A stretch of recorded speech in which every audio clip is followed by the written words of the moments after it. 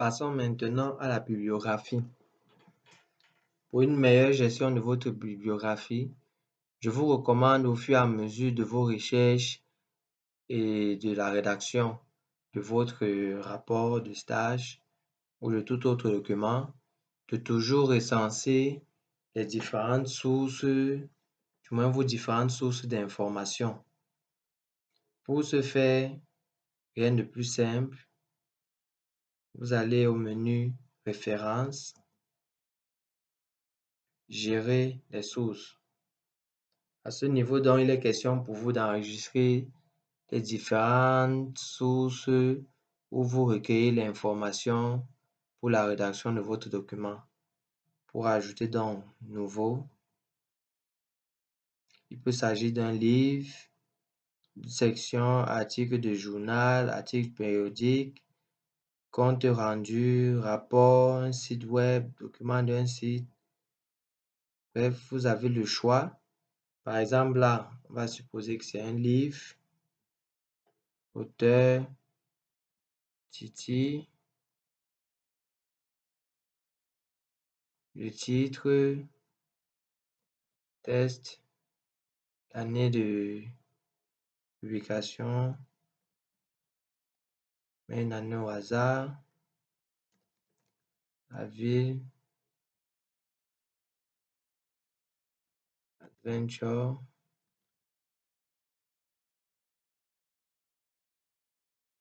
par exemple pour le livre, vous pouvez cocher afficher tous les champs et vous saisissez l'ensemble. À défaut, vous pouvez vous limiter aux informations réduites. On fait OK. Nouveau. Peut-être que cette fois, il s'agit d'un site web que vous avez consulté. Auteur. Vous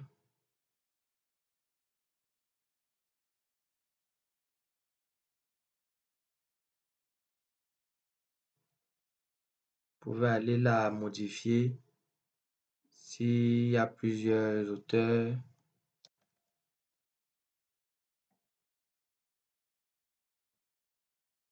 Vous pouvez rajouter tant que vous le souhaitez.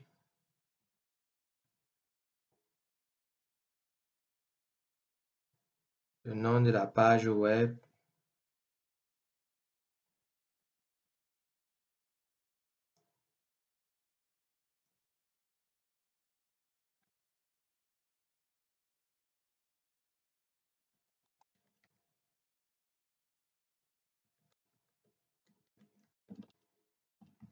Avantage de quelque chose, c'est pas.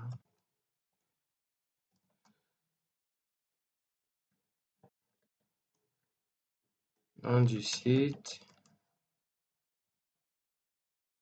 L'année.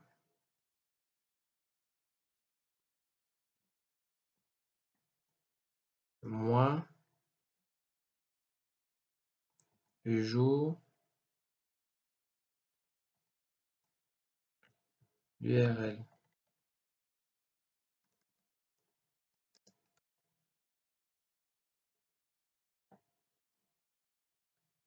Afficher tous les champs. Ici, par contre, je vous conseille d'afficher tous les champs car il faut préciser la date à laquelle vous avez consulté le site, vu que le site web varie beaucoup. Donc, il est important de préciser la date à laquelle vous avez consulté le site pour vous la rajouter dans votre bibliographie. On va dire consulter donc en 2018, 9e mois, 10e jour, par exemple. Si vous possédez l'ensemble de ces informations, n'hésitez pas à les remplir. OK.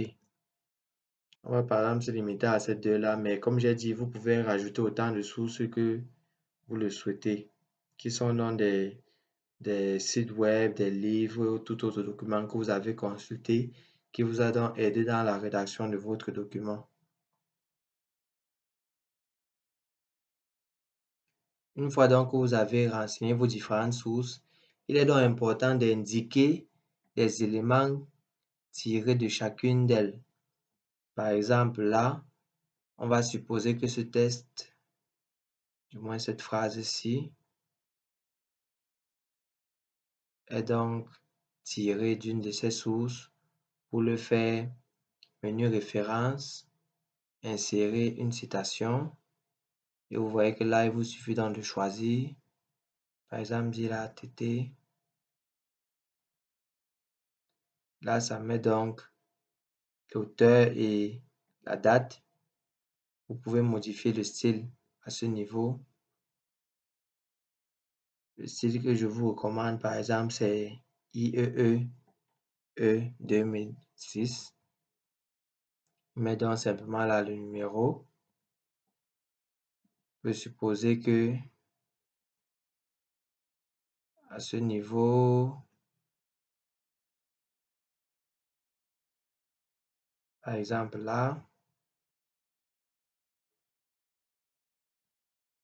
ça provient donc de Titi, ainsi de suite. Donc, chaque fois que vous saisissez un texte, une image ou bien un tableau qui provient donc d'une des sources que vous avez renseignées, il vous suffit donc d'indiquer cela à travers insérer une citation tout simplement. Et par la suite donc, vous pouvez donc aller à la bibliographie pour générer votre bibliographie et ce, de façon donc automatique. Venez tout simplement là, vous mettez le curseur, bibliographie. Vous pouvez donc choisir parmi celles qui sont prédéfinies là ou alors venir là, insérer la bibliographie. Vous voyez donc que le 1, c'est donc TT du site en question, 2. Ainsi, toute personne qui consultera votre document pourra donc, une fois qu'elle l'apercevra, par exemple à l'indication crochet 1, se rendre dans la bibliographie pour savoir donc exactement d'où c'est tiré. Et comme là, c'est par exemple le site, comme je vous disais tantôt, ça précise donc la date de consultation du site en question. Et chaque fois donc, vous pouvez venir mettre à jour votre source et rajouter les citations. Et bien entendu, il doit à ce niveau mettre à jour les champs pour pouvoir rafraîchir votre bibliographie s'il y a de nouveaux éléments que vous avez rajoutés après avoir créé votre bibliographie dans le document. Toujours enregistré.